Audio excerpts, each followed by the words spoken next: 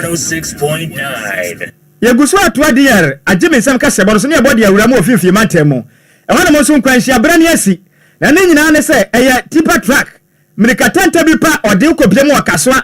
eye crispo we ba highway no so a tese nkwanhia bi no so de kwesi wo no enya sem kuma akura ne nyina ne se nkwanhia we si enrada e ma tipa track no edi mirikatanta etwam na ne eye mise moto a tese nipa me no teso no wa crash wo no ma tese wa kuma nipa no ma akoye nkwanhia tese ayo no sampa wa Kasoa ene so enya sabeketu akra na sa wa husam wei esiye e ma na tese moto yi enam kwantempo no so tese oni obukef no dia simen road so ya Gregory Hospital importem ho na no wa bodumburam importem ho no ena tipa track so edim mirika tese wanka bia hyemo ebetwi ye abekum eya mranto omoti moto eye bike ne so a tese akoya wa husam pa na enka no echiremu a tese akoya ba kumpo de no ye fa na ye student at the University of Ghana tese akoya no mpo na ya de o tren so hwe ena onyanti ese na ma me yare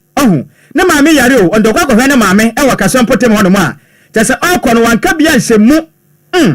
ena tipa track tese ode anwea emirika tente enam Kasoa ena afi wiri ba kwantempo no so no akwa afa blantiwa yi so akuna mu no mu a tese akwa ya ro sempa na nipa a ogina ho no man kwanhia ne si ye no ebo amane a kiremu a tipa track na emirika pa na wate no na nya sam keto akra no binti ena tese emna na ni bo moto no so no wanti menya botre mpo atwentwa na nas kakra akra na ne odi ko bo moto no ma watime ku ablanti a tese ono no wanya tese ablanti a ono no oye fa na ye student at the University of Ghana akra impo otrantra hwe a waku na atwene ya na sa member edmo pe kuma eye Cripo City eye Adam Habib oni sam trafo aka na ogba amane ese biase no odwene ho a wanti ase wa ye pepre tese na hura ho pa na oba Facebook no so a DLFM 106.9 tese kase bono video ahodo afa san kwanhia na ho so daso wo behwa moto no esi wanom ana afi so tipa track nso a ekwadi agu anti sa no so esi wanom aje se endo anadwo na nya asama na eso ani ye kura aje se abofra yi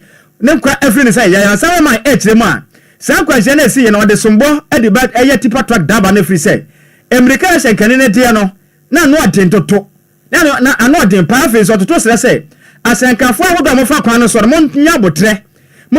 pa na be moto na 4664 moto no ne way sesi na mana 4664 ena jase tipa track ebetwa fa so a we kwa bofe ya afi so ase mema na etiremu a otosira da se asenkafo mo fa kwan no so no omunya botra efri se emnikatenta no edi nkwahia de ba eno bi ka ho bi ana man kwahia we yakosi a abofra won ka bi nhemu a otron so hwe wo hye ne kofiri mu kwanfo ene kofiri mu kwan we ya e wa Kasoa Cripo City na se amekasa ya de amu no eya this is eya police command DLFM no e ka kwato eya mukrabia na me na asem member ode central for kasa no eno musem nie am say me bisa ne nua na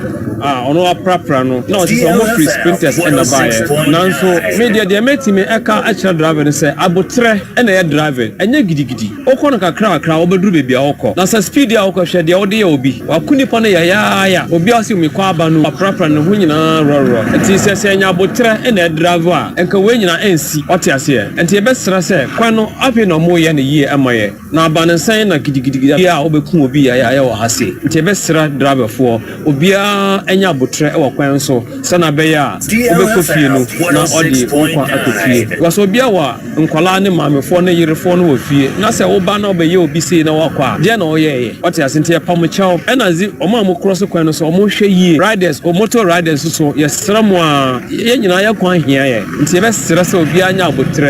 botre yesra obi bia afi na ya kwan nti omo nya botre na se bi